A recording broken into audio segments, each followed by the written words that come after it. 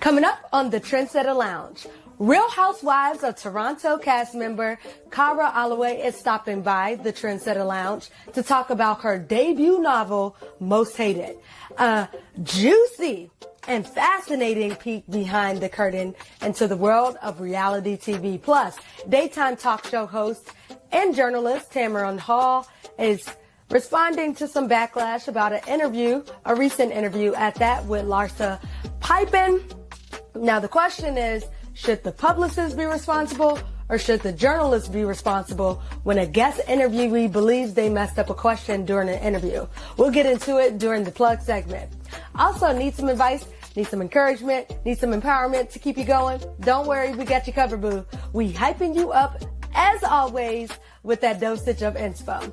All that and more coming up right here on the Trensetta Lounge with your favorite TV, radio, and media host, Cammie.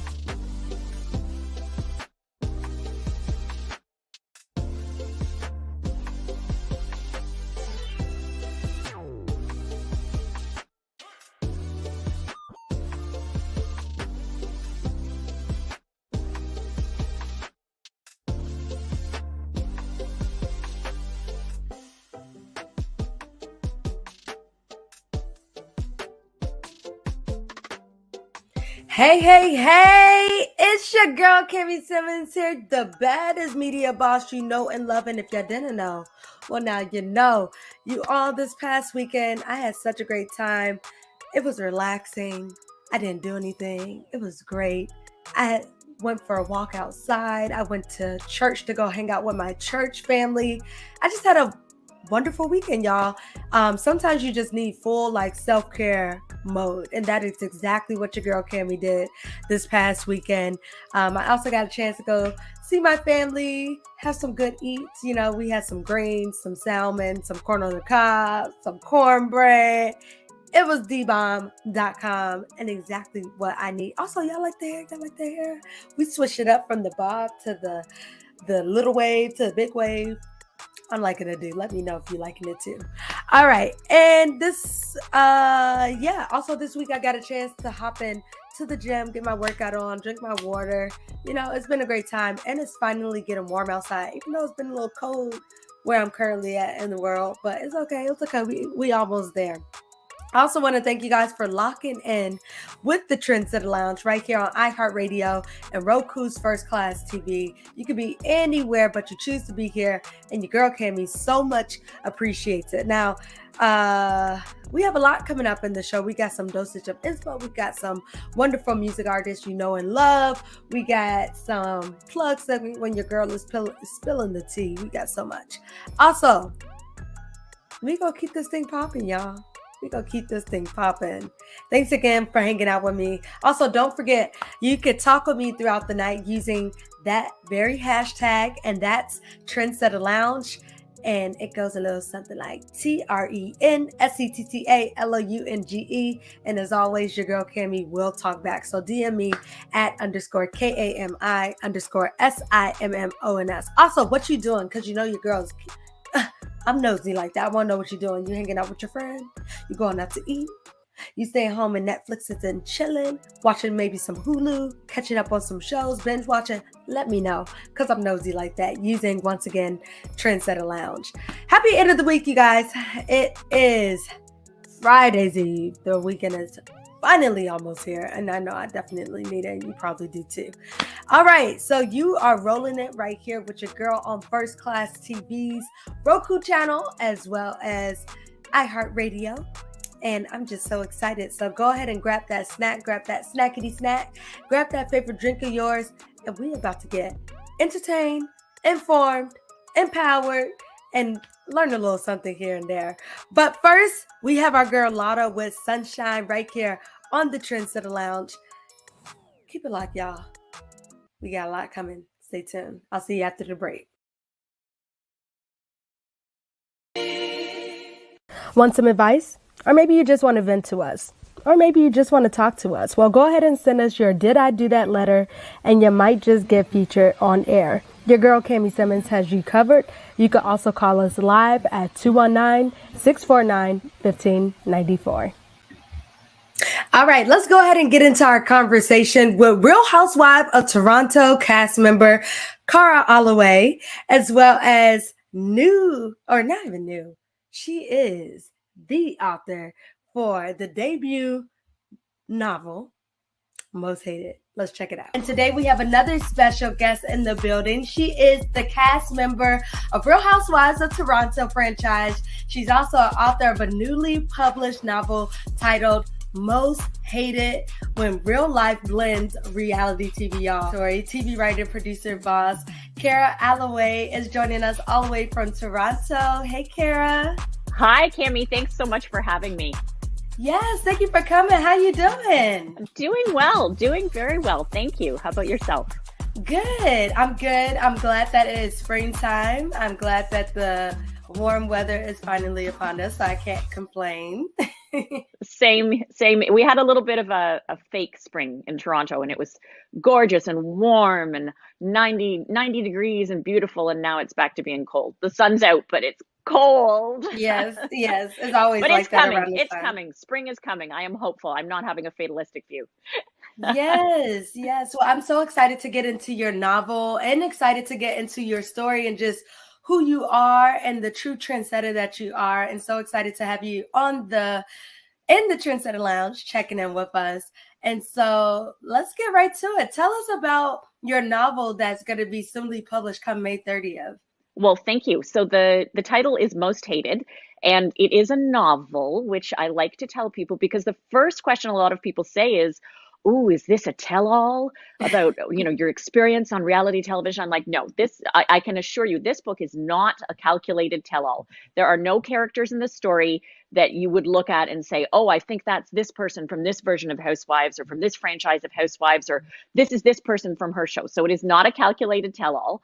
I will say that a lot of the emotions and feelings that I experienced during the arc of my time on the show did help to inform a lot of the characterization in the book. And I do give a peek behind the curtain at the experience of filming reality television, as well as what goes on behind the scenes from a production standpoint of reality television. But I still work as a producer in this world. So it's not, I'm not selling anybody down the river or anything like that. It's a fun book. It's a light book, but there are layers to it. And when people say to me, "Oh, I read it and I laughed out loud," but it actually really got me thinking. I delve into what is known as internalized female misogyny. That's a mouthful. Internalized female misogyny, which before I had experienced it myself, I didn't know there was actually a term to it, but it's what we refer to microaggressions that women carry out on other women, Right. when there's bad stuff happening. And actually, in order to inform a lot of the characterization in my book, I did research, and one of the books I read was by Dr. Phyllis Chesler. She wrote a book called Woman's Inhumanity to Woman, and it's a nonfiction research book. She spent many, many years researching it. And, I consider myself a second generation feminist, so I tread very carefully here because it's a little bit of friendly fire. As women, we don't really like to talk about the sisterhood and the flaws within the sisterhood, but there are flaws. And there is something that goes on. You're shaking your head, so I get the feeling like you could relate to this. But the internalized female misogyny, when a woman, takes out these microaggressions on another woman, and when it starts actually at age 8, if you can imagine, in the playground. Wow. It starts because we are very, as a society, we're very tribal, and there is a pecking order, and the independent thinkers and the ones that don't necessarily agree with the hierarchy and the pecking order among girls. And I'm talking 8-year-old girls here. Okay. So I'm not talking, politicians or anything like that. These are 8-year-old girls in the playground. The ones that don't agree experience these microaggressions in the form of shunning, slandering, gossiping. The free thinkers are penalized. And it's amazing to me because it's not the little boys who are penalizing the free thinking girls. It's the other little girls. Wow. So I delve into that in the book, how this continues on through our life and then manifests itself as adult women. And, it's, again, my book is light. It's fun. It's funny. It's a little look at reality television, but there are layers to it. Right. Now let's pivot back a little bit and go back a couple of chapters since you are talking about eight year old girls. Can you tell us who you were on the playground, Kara? Like what was your persona? Who were you? And can you just like paint that picture for us? That's a great question, actually. Um, I would confess to you that I don't think I was much of an independent thinker. I think I went Mm, along with the group. And you know what's really mm. interesting about that? I think I'm going to have to lie down on my psychiatrist couch here for a second, Cami.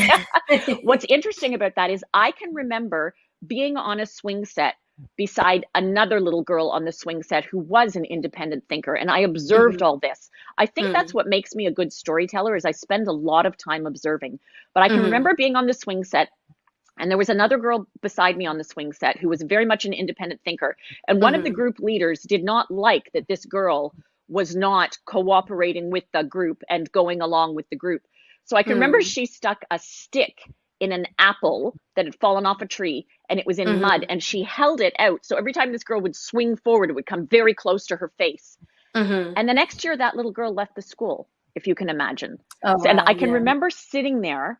I'm actually getting chills telling you this story. I haven't shared this story in a long time, but it sat with me because I remember Mhm, sitting there and observing this and mm, thinking, mm-mm, this isn't right. So who was I on the playground? I don't think I became an independent thinker until I observed a lot of um, I guess you'd call it mistreatment of other girls and whatnot. I think I was one of the silent people, and then observing this, I began to formulate this isn't right mhm. and whatnot. Was there a pivotal person, either maybe another student who was like that don't take any mess, type of, student that maybe have influenced you, or maybe there was a teacher? When was that turning point? Or maybe it was down the line in high school or in college when you said, I'm gonna take all this information, like you said, that you observed as an 8 year old child on the playground and then said, I'm going to do something about it. I'm going to speak truth to power. When was that turning point for you? I think that there was a girl that I met in high school Mm-hmm. who did not, I like to use the expression, she didn't suffer fools. And Mm-hmm. she was very much for that reason, again, which is so wrong in our society that the independent thinkers and the truth tellers tend to be the loners.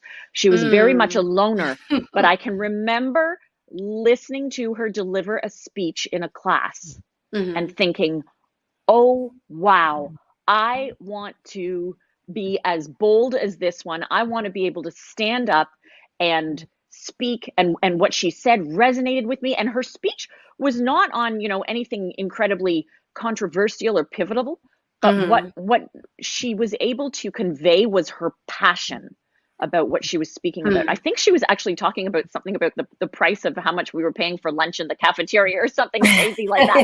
But she Of was course. so emotional about it, but not in a frivolous way. She was just so convicted that I Mm-hmm. looked at that and I went, wow, I want that. That is Mm-hmm. amazing. I want to have an impact like that on people. I want to Mm-hmm. stand for something. Like Katy Perry says, if you don't stand for something, you'll fall for everything. Mm-hmm. And I can remember thinking like, I want what she has. Mm. So speaking of just having those influences in your life, you being a mom and also an author and a media personality and a reality star, how do you balance it all? When I find out, I will let you know. I have to tell you, when I was writing this book, there were many nights that I would sit there and, as a woman, it's interesting. I have all boys in my household, and there's my husband, and they are incredibly supportive. My kids are amazing cooks. They are Mhm. very resourceful. But I can tell you that as a woman, there would be nights, when people would be getting home from school and whatnot, and I would stand up and look at them and say, "Hi, there's no dinner." So, Mm. what are we going to do here? Because I didn't make dinner. My boys are so amazing. They would hop to and get it done. It's funny because I still carry, so much of that mom guilt because you feel like, but I'm supposed to do this. I'm the mom, very much so the same way my husband, if I take out the garbage, he goes, "What are you doing? That's my job." And I'm like, seriously, are we really there right now? Come on. But I think because certain roles get ingrained into you, and also there's an amount of caregiving as a mom Um, Mm-hmm. but it's tough. It's really tough to balance. And I think the first step in balancing it is losing the guilt. Because I always say to my kids, guilt is a wasted emotion. What does it do? What purpose does it serve? It doesn't Mm-hmm. serve any positivity. You have to balance as best you can, and you have to be incredibly transparent in your shortcomings. And that's what I try to do with my family all the time. I call it the Kara Alloway apology show. When I tell y'all that interview was not only insightful, it was inspirational. And Kara, I mean, when you think of reality show, you think of superficial, or you may think of that. But she's gone in the weeds, she's gone deep. And I just want y'all to just recognize that. Because I had a good time. I hope you did too. But be sure to head on over real quick to our First Class TV YouTube channel to catch up on not only this great interview, but all of the amazing and other exclusive interviews. And catch up, y'all, because it's a lot over there. Also, should a journalist be blamed if a guest they're interviewing, say on their talk show, blames them for saying they messed up on a question? Should that be something the journalist is blamed for or the publicist? We're going to get into that right here on the Trensetta Lounge with the plug segment in less than 5 minutes. But your girl Cami has all the tea for you coming up very, very soon. You definitely want to keep it locked and you do not want to miss. But right now, we're going to go ahead and play our girl Nagging with the Bam right here on the Trensetta Lounge. You're rocking it with your girl Cami Simmons. We have more coming up right here on the Trensetta Lounge on iHeartRadio and Roku's First Class TV. All right, we're going to go ahead and keep this thing moving and grooving right here this Friday's Eve. So stick around. We'll be right back. All right, you guys, it is Friday's Eve. It is also time for the plug minute where we are getting into all things pop culture, all things celebrity. And first, daytime talk show host and journalist Tamara Hall addresses some backlash she received after she interviewed Larsa Pippen. And so my question to you all is, should a journalist be blamed if an interviewee believes that they messed up on a question? Or is that a publicist problem? We're going to talk about that in less than 3 minutes. But first, looks like celebrities you know and love are bringing back a very, very big throwback, the mullet, y'all. Well, we got Ice Spice with the orange texture mullet, Michael B. Jordan rocking it, the look with some dreads, and then we got Drake right there rocking the mullet. I don't know if that looks like a mullet, maybe the back. I think the back kind of shows it or whatever. But this mullet look I've seen. Also, Dollface came out on the Shade Room as well with a mullet. So I don't know if it's coming back out, but I want to know, do you guys like them rocking out this comeback look? Do you think they pulled it off? Do you think they rocked it out? Let your girl know using that hashtag Trensetta Lounge, and that's TrensettaLounge. Also, TV talk show host and journalist Tamara Hall is responding back to some backlash after a very controversial interview, some may say. Take a listen and look at this. I don't want you at home to do my job. You're already, giving me your time. So for me, it's always a respectful environment. I don't benefit from, an ambush interview. Every guest on our show, they know the topics. They don't know the questions, because if you know the questions, it's not an interview. Of course. It's a PR stunt. And I say to people, let's talk about it. Tell me your story. Yeah. And now, if you're not happy with the answer you gave, that's between you and your PR team. Why would you date Michael Jordan's son, knowing that it's been pretty clear that Scottie Pippen and Michael Jordan didn't have this relationship people thought, and certainly don't have it now? Scottie has come out publicly and said that this documentary that was produced by Michael Jordan made him, he says, I was nothing more than a prop. His best teammate of all time, he called me. He couldn't have been more condescending if he tried. Why? Okay, so there's a lot to be said in this, but I mean, should the journalist be blamed if an interviewee, in this case, Larsa Pippen, believed that she messed up on the question?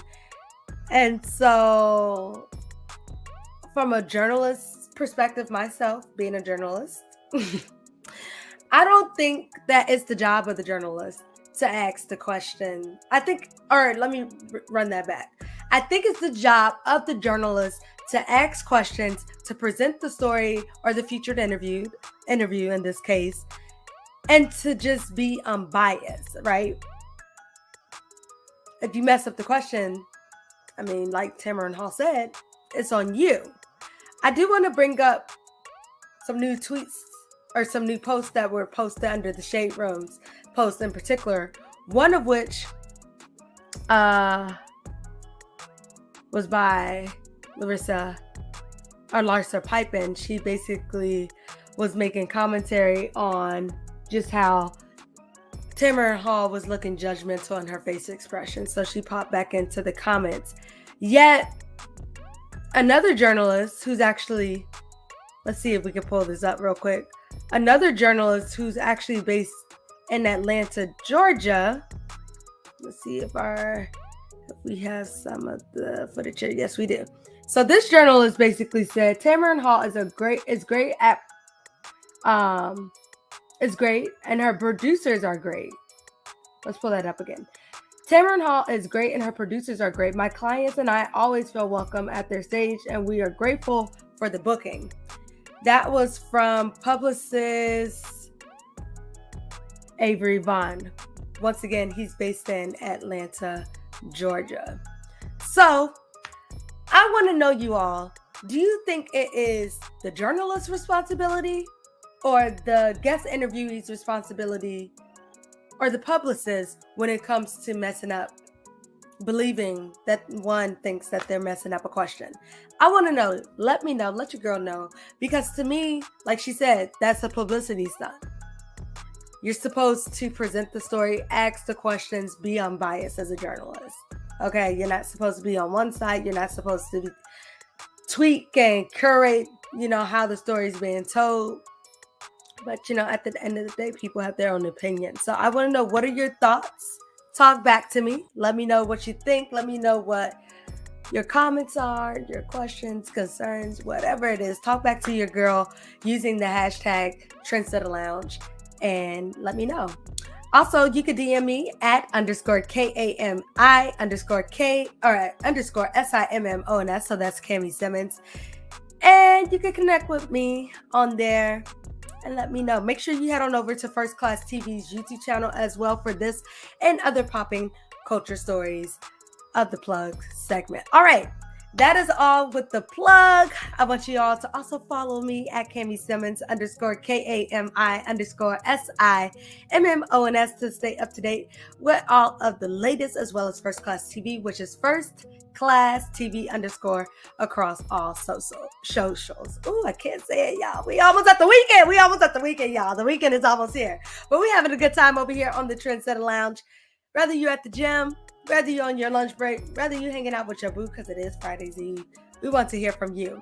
I have so much more music, so much pop culture, so much interviews, and so much music with your favorite artists you know and love, including some Ari Lennox. We got some Rihanna coming up right here on the Trensetta Lounge on First Class TV's Roku station, as well as iHeartRadio. And I think that's it. But right now, we're going to listen to some Victoria Monet with Coastin', only right here on the Trensetta Lounge. We'll be right back. Cami Simmons here, and I'm on every Thursday at 7:30 p.m. Eastern Standard Time, giving you a dose of inspo, trending topics, and so much more.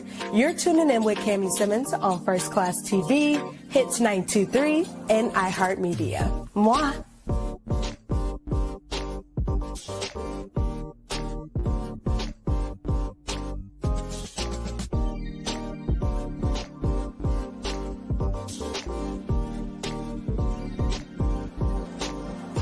Hey, what's up? It's Amber Riley. Shout out to First Class TV.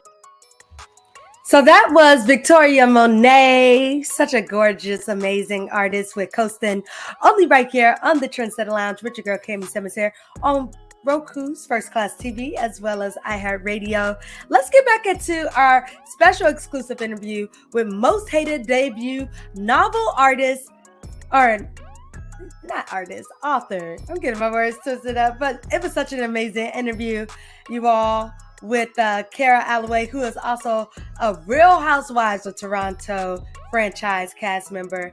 Take a listen and look.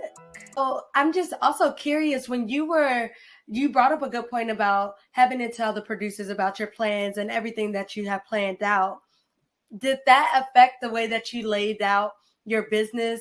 I think sometimes when people go into reality television, sometimes they might not think of the long game. Was that in the back of your mind, just coming from a business standpoint? And how did that affect just how you went about just planning overall, so that you could be able to create something sustainable after, such as your book and just other ventures that you may not have thought about, prior to going into casting? So that is interesting, because reality television is a lot of things, but what it really is a fabulous platform for marketing if you want to market something. So I went into the show personally. I knew I always wanted to write a book. I knew it would be about female friendships. I didn't know what the backdrop would be. And I didn't realize that I would be using reality television as the backdrop until I did the show. And then in that sense, I said, oh, no, this is what it's got to be.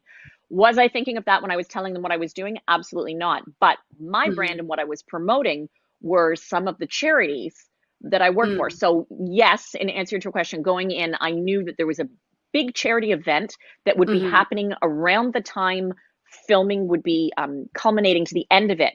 So I said to them, look, I'm on the committee for this Ambi Gala.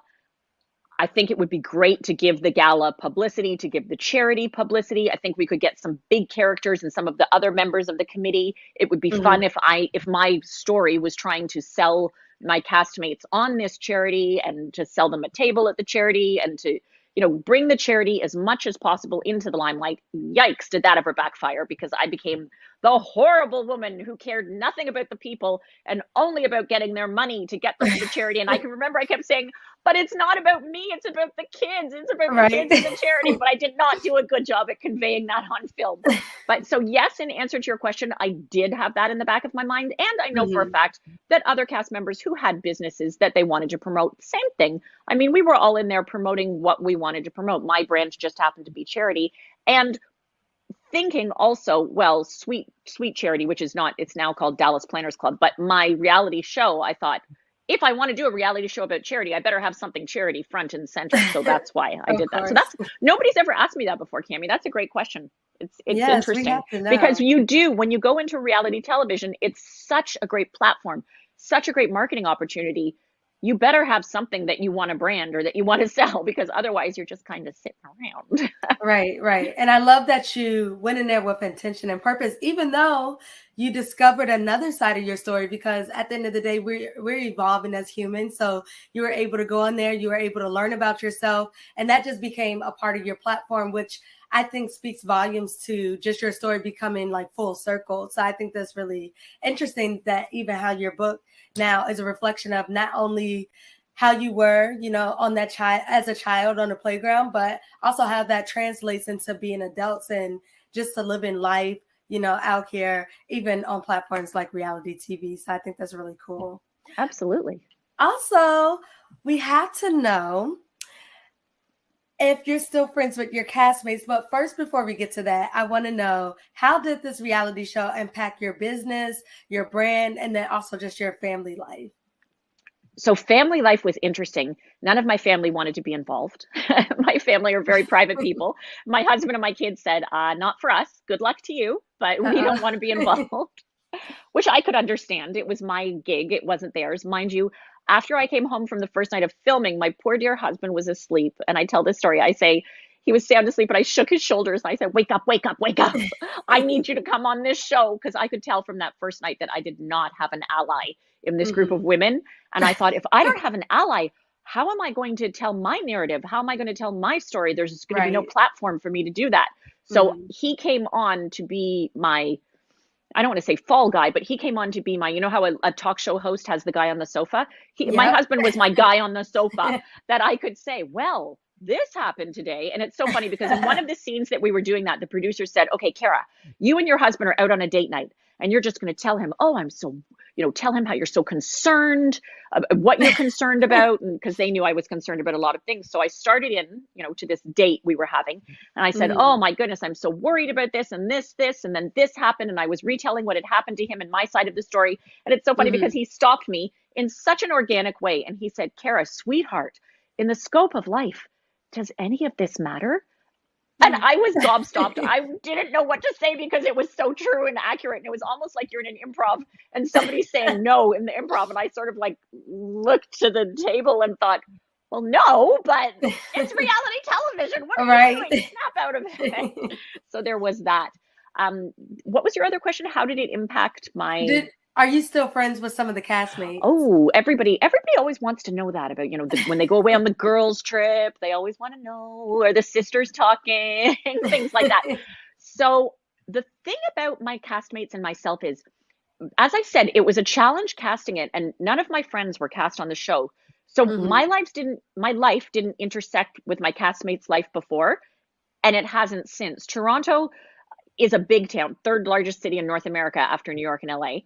So, no, I wouldn't say I'm not friends with them. I wasn't friends with them before. We didn't end on the best of terms. And, I have run into them at social functions and very friendly. Hello, how are you? Wish them all the success. They're doing different businesses and things like that. Absolutely. But are they, one of my four quarters? Are they in my circle? No, but they weren't before. And so it's not, it's not like, oh, you guys broke up a friendship because of this reality show. Literally, I didn't know them at all before. So I knew one as an acquaintance through a third party. But it's always interesting. It's always interesting to see that because the producers did cast 3 friends on the show, which is tricky because if you cast 3 friends, you have to think about it. That really becomes one person because think of, for example, yourself. If it was you and your sister and another person that were cast on a show and then you were thrown into this arena, well, you might off camera say to your sister, why did you say that? Don't say that next time when we're on camera. But on camera, you're not going to say that to your sister. So it was a tricky dynamic. Of course. All right. Well, thank you for giving us the insight and the tea and the inspiration and all of just your story and who you are, and definitely dropped a lot of gems through this conversation. And once again, for those who are tuning in, this is your girl, Cami Simmons, on the Trensetta Lounge with novel author of Most Hated, Kara Alloway, tuning in all the way from Toronto, Canada. And also, folks can get the pre-order of Most Hated on Amazon.com. You can also scan the QR code right there on your screen if you're tuning in with us here on Roku TV. And you can head on over to that site to get your pre-orders up until May 30th. Also, Kara, how can folks stay tapped in? Oh, I was going to tell you also, on Thursday, the 20th of April, and then on for a couple weeks, everyone can also go to Talk Shop Live and Google Kara Alloway, Most Hated on Talk Shop Live, where I will be selling signed copies of the book, which is kind of fun. So you can get a signed copy of the book, Talk Shop Live, Kara Alloway. Nice. Well, you all heard it right here on the Trensetta Lounge, right here with Kara Alloway. How can they stay tapped in with all that you're doing and all that you will continue to do, Kara? They can find me on Instagram or Twitter at Kara Alloway with a K, Kara Alloway, Alloway. They can find me at my website, karaalloway.com, or just Google Cami Sims and say, hey, Cami, what's Kara up to? I love it. I love it. Well, thank you so much for checking in with us over here in the Trensetta Lounge, Kara. This has been such a pleasure chatting it up with you on the Trensetta Lounge. We really do appreciate you stopping by. Thank you. Thank you so much for having me. It was a lot of fun, and I love your questions. I love when I do an interview and people ask me questions I haven't heard before. It really gets me thinking. I love it.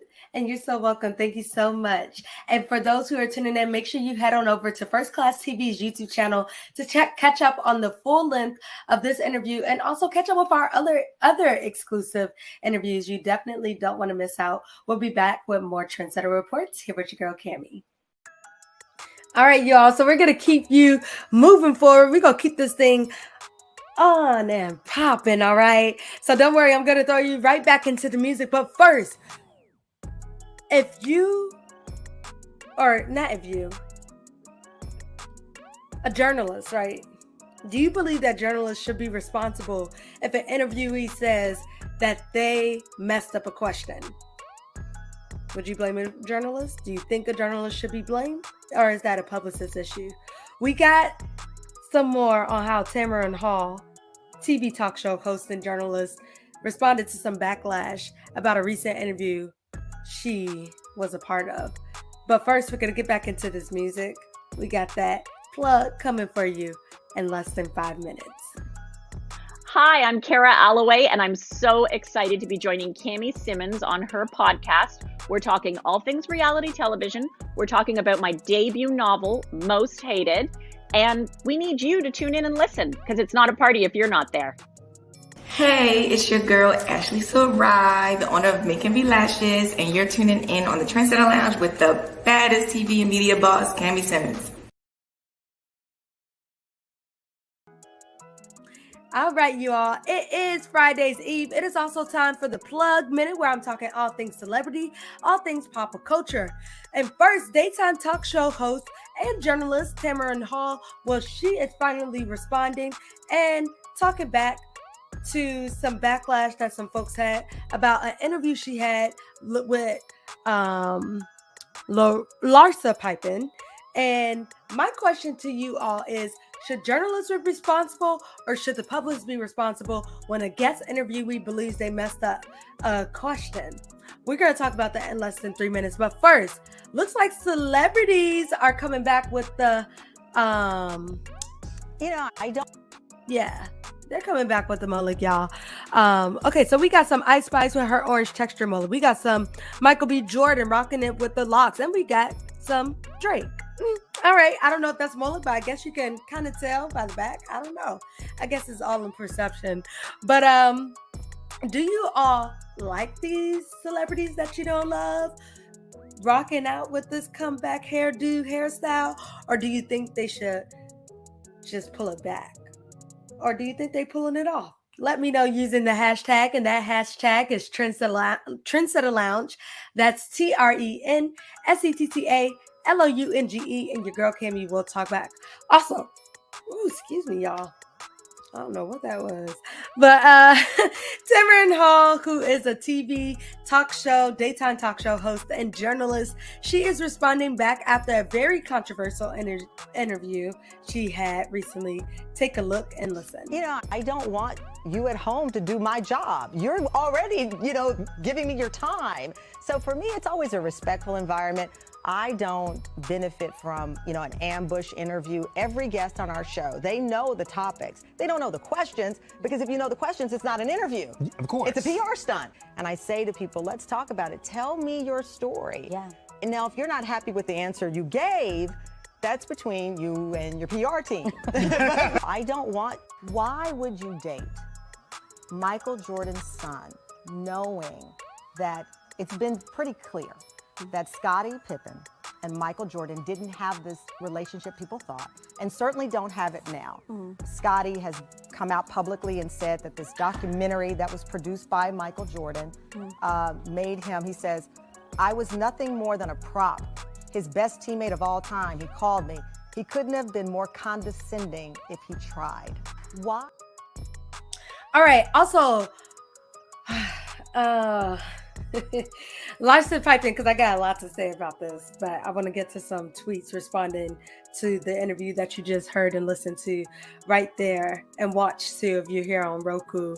But Larsa Pippen took to social media saying that she was very negative and judgmental. Her tone and facial expression indicated she never wanted to have a fair conversation. If she wants to audition for Housewives, I know somebody. Girl, I'm gonna just leave it at that. And then we had a publicist who took to social media, and he said that Tamron Hall is great and her producers are great. My clients and I have always felt welcome at her stage, and we are very grateful for the booking. That was Avery Vaughn, who is based in Atlanta, Georgia. very well-known publicist. Now, do you think it is up to the journalist or the person being interviewed or the publicist when it comes to messing up a question? Whose fault do you think it is? Let me know using hashtag Trensetta Lounge, and that's TrensettaLounge, and I will talk back. Now, me as a journalist, to me, it's the journalist's job to not only present the story, to be unbiased, and to ask the questions. After that, it's up to the story that's being presented and or the person that's being interviewed. But I want to know you all's thoughts, comments, and questions, maybe even on this topic. So we want to hear. Also, you can make sure you follow your girl at Cami Simmons, and that's _KAMI_SIMMONS. And I want to hear y'all DM your girl. What's your thoughts? What's your opinions? Anything. But I think that's it. Also, happy 420, you all. Be safe out there if you headed to an event or you just out here just having a good time. All right. Well, that is it for the Trendsetter Report. Make sure you follow me at Cami Simmons at _KAMI_SIMMONS to stay up to date with all the latest, and also on First Class TV, which is at First Class, and that's FIRSTCLASS _ on all socials. All right, right now we have Lift Me Up with our bad gal herself, Rihanna. You're tuning in right here on the Trensetta Lounge on First Class TV's Roku channel, as well as iHeartRadio. Don't go anywhere. We have so much more coming up. It's your girl, Cami Simmons here, only right here on the Trensetta Lounge. Hey, what's up? It's your girl Melody Holt, and right now you're tapped in with Cami Simmons, the TV and media boss herself. All right, and we want to leave you all with this on the Trensetta Lounge with today's dosage of inspo, which is sometimes you got to sit back, relax, and stand by and just tell people, watch me. All right, so people who have not done what it is that you want to do, they may sometimes project their fear, their projections, their insecurities right on you. But that's not up to you for you to try to figure that out, because that's their problem, first of all, okay? Sometimes you just have to say, you know what? That's your insecurities. That's your issue. That ain't on me. I ain't stressing about that. And that's really just on period. It's just that simple. Because you know what your dreams and aspirations are. You know what your desires are. You know what you were put on this earth to do. And even though that's easier said than done, you know we had to give it to you real over here on the Trensetta Lounge. And as always, you just got to keep walking it like you talk it. You know what I'm saying? So you already know our motto over here on the Trensetta Lounge, which is, it's your world, do you, and don't let anybody else tell you any different, because you're all that and some, and that's on what? Period. All right, you all. Well, unfortunately, this is the end of the show, but make sure you head on over and follow First Class Crew on all social media platforms. And pull out that phone right now. I know you might be a little distracted, but go ahead, follow us. And make sure you give us a 5-star rating. As well, last but not least, make sure you follow and download our show across all podcast platforms. It's your girl, Cami Simmons here. Thanks for hanging out. Thanks for tuning in. And thanks for tuning up with you all. And with that being said, we'll see you next week. Same time, same place. Thursday, Friday's Eve at 6 p.m. Eastern Standard Time.